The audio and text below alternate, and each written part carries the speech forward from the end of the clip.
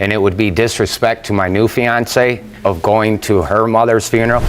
He was never there, never wanted to go to any of my birthdays. And all I got from him was that he couldn't go and to give my mom a kiss from him because he still loves my mom. No. $1,000 in damages for emotional distress. Across from you helped destroy your childhood. That's correct, Your Honor. In fact, you claim he wouldn't even show up for your mother's funeral when you were just 16 years old. You were there for her during her childhood, even though her mother admitted to you she slept with another man. Which she didn't even show up for her own grandparents' funeral. Experiencing severe emotional distress, Ms. Barrett described to the court. How were you? This courtroom story unfolds around one central conflict. A family torn apart by unanswered questions, emotional neglect, and a DNA test that threatens to rewrite everyone's version of the past. Inside the courtroom, Judge Lauren Lake presides over a deeply emotional case where law and personal history collide on the evidence stage of a divorce-like family dispute. What begins as a legal claim quickly transforms into a broader examination of the relationship between law and justice, showing how legal truth does not always heal emotional wounds. At the heart of the case is a young woman who has come to court seeking accountability for years of emotional pain. She claims that the man she believed to be her father abandoned her emotionally, failed to show up during critical moments of her life, and left her to grow up without stability or support. Her lawsuit is not simply about money. It is about acknowledgement, validation, and confronting a past filled with confusion. The courtroom becomes the only place where she believes the truth can no longer be avoided. Across from her stands the man accused of emotional abandonment. He does not deny knowing her, but he questions the foundation of their relationship. His defense rests on doubt that has lingered for decades. He argues that uncertainty surrounding paternity shaped every decision he made. This is where the DNA test becomes central, turning the courtroom into a place where people often regret taking truth lightly. Because once DNA evidence enters the record, there is no room left for denial. Judge Lauren Lake carefully guides the case through the legal process, ensuring that emotions do not overshadow evidence. She explains the burden of proof, reminding both parties that the court must rely on facts, not assumptions or resentment. This moment highlights the concept of justice in jurisprudence, where fairness is measured not by sympathy alone, but by what can be legally proven. As testimony continues, the court hears about childhood experiences, broken promises, and conflicting memories. The plaintiff describes a life shaped by instability, raised largely by relatives rather than parents. Adoption stories are referenced, not as formal legal adoptions, but as informal acts of survival, where grandparents or extended family stepped in when parents failed. These testimonies resemble celebrate recovery testimonies, where pain is spoken aloud for the first time in the hope that healing might follow. The defendant counters with his own narrative. He claims he provided financial support, gifts, and opportunities when possible. He argues that material contributions were misunderstood as emotional neglect. This clash of perspectives demonstrates how truth changes everything podcast themes often explore. Two people can live through the same events and walk away with entirely different realities. Judge Lake remains focused on the evidence stage in divorce case, style proceedings, separating emotional testimony from legal relevance. She explains that emotional distress claims require more than pain. They require a direct legal cause. This explanation reflects principles often discussed in the Game-Changing Attorney podcast, where legal strategy and emotional storytelling must align to succeed in court. As the hearing progresses, the issue of adverse inference in Evidence Act principles subtly emerges. When allegations are made without documentation or proof, The court cannot rule based on assumption alone. The judge dismisses claims that lack supporting evidence, reinforcing that justice is not about who speaks louder, but who can substantiate their claims. Throughout the case, the idea of child support and parental responsibility looms large. Even though this is not a standard child support hearing, the underlying question remains the same. What does it truly mean to be a parent? Is biology enough, or does responsibility define fatherhood? These are questions often explored in Supreme Court child support discussions, but here they play out on a deeply personal level. When the DNA test results are finally introduced, the courtroom reaches its emotional peak. The test confirms biological paternity, leaving no room for further doubt. This moment reflects countless DNA test cheating stories where suspicion, betrayal, and uncertainty finally meet scientific certainty. Yet instead of relief, the result brings a complicated silence. Truth, once revealed, does not automatically repair what was broken. Judge Lauren Lake delivers her ruling with clarity and compassion. She dismisses claims that lack legal grounding while acknowledging the emotional pain presented. Her judgment reinforces that courts can determine facts, but they cannot force relationships to heal. This distinction underscores the delicate balance between law and human emotion. The courtroom then shifts from legal judgment to moral reflection. The judge addresses both parties, emphasizing that the DNA test answers one question, but life demands answers to many more. She encourages reflection on responsibility, forgiveness, and the future, especially where children and grandchildren are concerned. This case becomes more than a paternity ruling. It becomes a lesson often discussed in the Divorce Course podcast.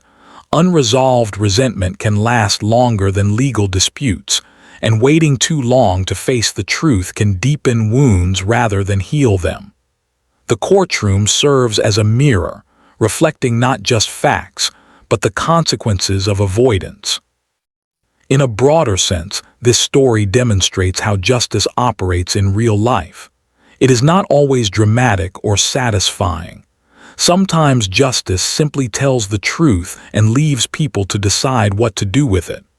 The law establishes facts, but emotional recovery remains a personal journey. As the court adjourns, the outcome leaves everyone changed. The DNA test closes one chapter but opens another, one filled with difficult choices, possible reconciliation, or permanent distance. This is why people regret taking truth lightly. Once spoken in court, truth cannot be undone. This courtroom story stands as a powerful example of how evidence, law, and emotion intersect.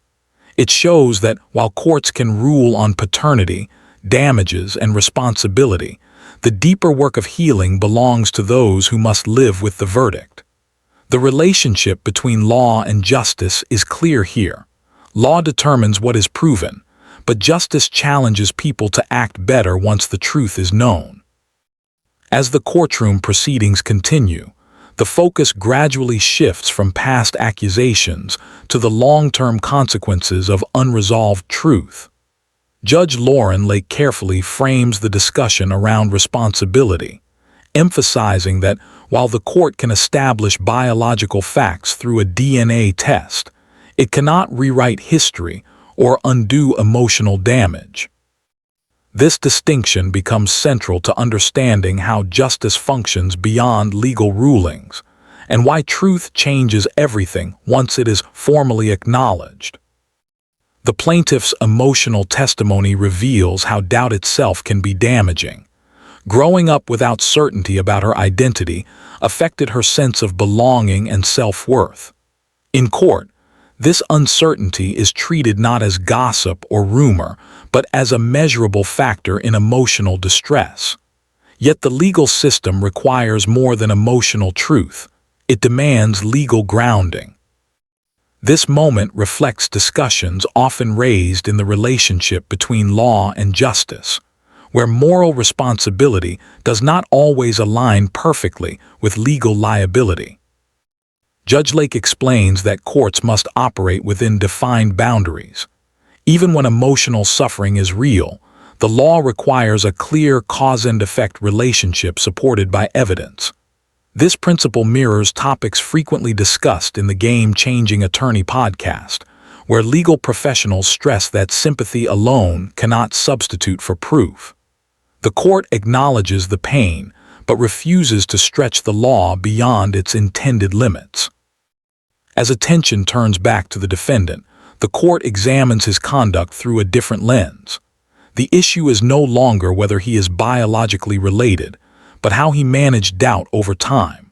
His admission that uncertainty shaped his actions becomes critical.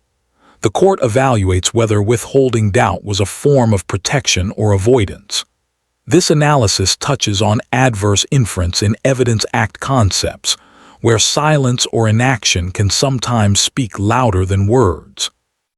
The courtroom also hears testimony from people close to the defendant, offering insight into his character and intentions.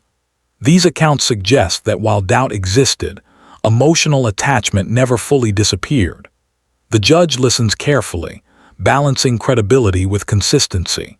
This process highlights how the evidence stage in divorce case style hearings often blends personal history with legal scrutiny, creating a unique environment where truth must be carefully filtered. Throughout this phase, Judge Lauren Lake reinforces the importance of accountability. She reminds everyone present that legal decisions are not endorsements of behavior. Dismissing a claim does not mean dismissing pain. This explanation aligns with themes explored in Celebrate Recovery testimonies, where acknowledgement is often the first step toward healing, even when formal justice feels incomplete. The conversation naturally expands to include broader family impact. Children and grandchildren are mentioned, shifting the narrative from past grievances to future responsibility. The court emphasizes that unresolved conflict does not remain isolated. It echoes through generations. This perspective mirrors discussions in Supreme Court child support debates, where the long-term welfare of children remains the ultimate concern, even when disputes originate between adults. As the judge addresses the parties, she speaks about choice, how individuals respond to truth once it is revealed. The DNA test has answered the biological question definitively, removing speculation from the equation.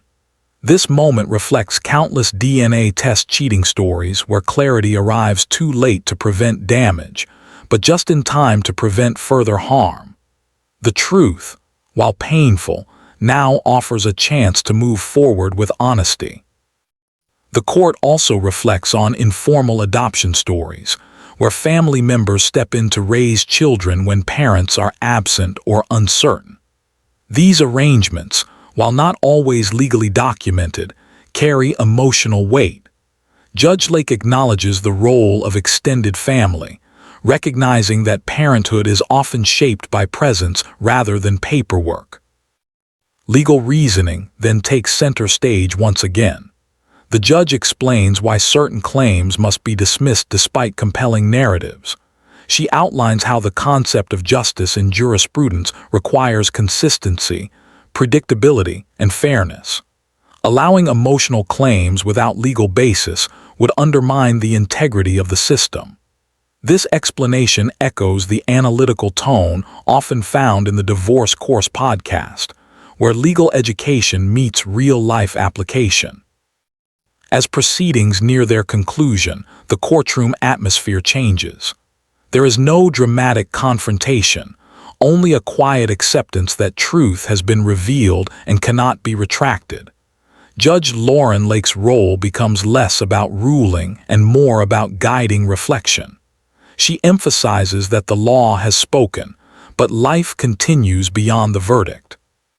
The defendant expresses a desire to remain involved, highlighting the complex nature of familial bonds once paternity is confirmed. This moment reinforces the idea that DNA establishes connection, but commitment defines relationship. The court does not mandate reconciliation, yet it encourages consideration of what is possible now that doubt is gone. The plaintiff, meanwhile, faces a different reality. The truth she sought does not erase past neglect, but it validates her experience. The court recognizes this validation as meaningful, even without financial compensation. This outcome illustrates why people regret taking truth lightly. Once confirmed, it reshapes identity and forces difficult emotional adjustments. Judge Lake addresses both parties together, stressing that responsibility does not end with the court's decision. She speaks about legacy, reminding them that how they move forward will shape how future generations understand family, accountability, and forgiveness. This perspective bridges the gap between law and morality, reinforcing the relationship between law and justice as complementary but distinct forces. The courtroom story also serves as a cautionary example. Delayed truth often multiplies harm. Avoidance may feel easier in the moment, but over time it deepens wounds. This lesson resonates strongly with audiences familiar with Truth Changes Everything podcast narratives, where delayed honesty frequently leads to irreversible consequences. As the judge formally concludes the matter, she reiterates that the court's purpose is not punishment, but resolution. The legal process has provided clarity, but emotional repair remains a personal responsibility. This closing message aligns with themes found in Celebrate Recovery testimonies, where healing is ongoing and self-driven. By the end of this phase, it becomes clear that the courtroom has functioned as both a legal forum and a moral crossroads. Evidence has been weighed, testimony evaluated, and truth confirmed. Yet the most difficult work lies ahead, beyond the courtroom walls. This case ultimately illustrates how justice operates in real family disputes. It is precise, limited, and bound by rules. At the same time, it exposes emotional realities that law alone cannot resolve. The DNA test delivers certainty, but certainty does not guarantee peace. As the court adjourns, all parties leave with more than a verdict. They leave with responsibility to act differently now that truth is no longer in question. This is the quiet power of justice, not dramatic punishment, but undeniable clarity. As the final phase of the courtroom story unfolds, the emphasis moves fully from legal determination to personal consequence. Judge Lauren Lake makes it clear that the court's role is nearing completion, but the emotional weight of the case will continue long after the ruling. This moment reinforces a central truth of the justice system. Courts can establish facts, but they cannot dictate how people heal or rebuild relationships once the truth is known. With the DNA test results already confirmed, there is no longer any legal ambiguity surrounding paternity. The scientific evidence stands as the most definitive form of proof, removing speculation, rumor, and long-standing doubt. This clarity highlights why so many people regret taking truth lightly. For years, uncertainty shaped decisions, behaviors, and emotional distance. In just one moment, that uncertainty is replaced with certainty, forcing everyone involved to confront reality head-on. Judge Lake addresses the broader meaning of the ruling, explaining that legal truth does not automatically translate into emotional closure. This explanation reflects the deeper relationship between law and justice. Law answers the question of fact, while justice challenges individuals to respond ethically once those facts are established. The courtroom becomes a space not only for judgment, but for reflection. The discussion turns toward accountability. Judge Lake emphasizes that acknowledging paternity is not the same as fulfilling parental responsibility. She speaks about presence, consistency, and emotional availability, noting that these elements define fatherhood more than biology alone. This message resonates with themes often discussed in Supreme Court child support matters, where responsibility extends beyond financial obligation to long-term involvement in a child's life. The plaintiff's journey through the court process is framed as an act of reclaiming agency. By bringing the case forward, she forced long-suppressed questions into the open. While her legal claims may not result in monetary compensation, the validation of truth serves as its own form of resolution. This outcome mirrors narratives from Truth Changes Everything podcast episodes, where individuals seek acknowledgement rather than victory.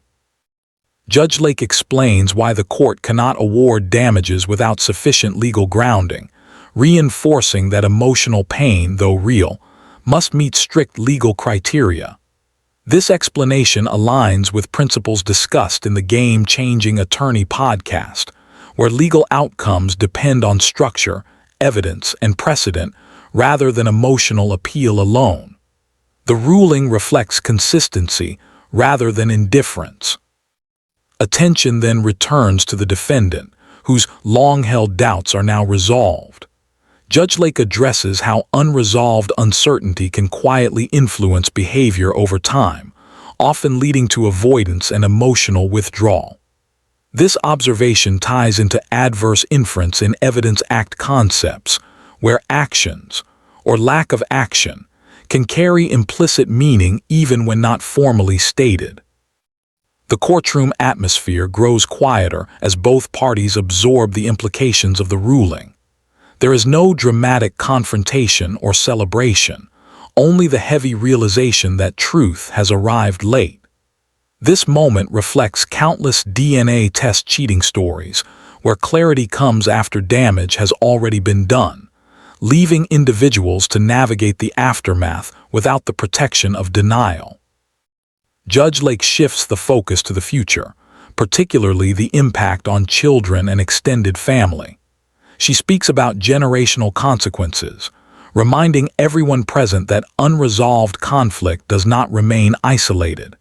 It influences how children perceive trust, responsibility, and family roles. This broader perspective underscores why family law cases carry such emotional weight despite their procedural nature. The judge also acknowledges the role of extended family members who stepped in during periods of absence. These informal adoption stories illustrate how families adapt when parents are unable or unwilling to fulfill their roles. Judge Lake recognizes that, while the law may not formally label these arrangements as adoption, their emotional significance is undeniable. As she prepares to close the case, Judge Lake delivers a message rooted in the concept of justice in jurisprudence. Justice, she explains, is not always about punishment or reward. Sometimes it is simply about establishing truth and allowing individuals to move forward with clarity. The law has fulfilled its function. What happens next depends on personal choice. The courtroom discussion touches briefly on reconciliation, not as an obligation, but as a possibility. Judge Lake makes it clear that the court cannot force relationships to mend. However, she encourages openness to change now that the foundation of truth is firmly established. This guidance echoes lessons from the Divorce Course podcast, where post-judgment decisions often shape long-term emotional outcomes more than the ruling itself. As the proceedings formally conclude, Judge Lake reminds both parties that healing is not immediate. It requires time, honesty, and consistent effort. She frames the DNA test not as an ending, but as a beginning, an opportunity to redefine relationships without the shadow of doubt. The case stands as a powerful example of how evidence-driven justice operates. The court relied on scientific proof, evaluated testimony carefully, and applied legal standards consistently. At the same time, it acknowledged emotional realities without allowing them to override the law. This balance demonstrates the careful structure that defines the relationship between law and justice. For viewers and listeners, the story offers a sobering lesson. Truth, when delayed, often compounds pain. Avoiding uncomfortable questions may seem protective, but over time it creates deeper fractures. This is why people regret taking truth lightly, because once truth enters the courtroom, it cannot be reshaped or ignored. The final moments of the case emphasize responsibility beyond the verdict. Judge Lake encourages both parties to consider how their actions moving forward will define the legacy left for future generations. This focus on legacy reinforces that justice is not confined to the courtroom. It continues in everyday decisions. As the court adjourns, the outcome leaves no clear winner or loser. Instead, it leaves clarity. The DNA test has spoken, the law has ruled, and the truth now stands on record. What remains is the human response to that truth. This courtroom story captures the essence of why family law cases resonate so deeply. They are not just about legal outcomes, but about identity, belonging, and accountability. They reveal how evidence, emotion, and ethics intersect in ways that can permanently alter lives. In the end, the case demonstrates that justice is sometimes quiet. It does not always provide closure or comfort. Sometimes it simply removes doubt and leaves people face to face with reality. That in itself is transformative. This is the power of the courtroom, a place where truth is no longer optional, where evidence speaks louder than memory, and where the consequences of delay become impossible to ignore. The DNA test confirms biology, but the real judgment lies in what each person chooses to do next.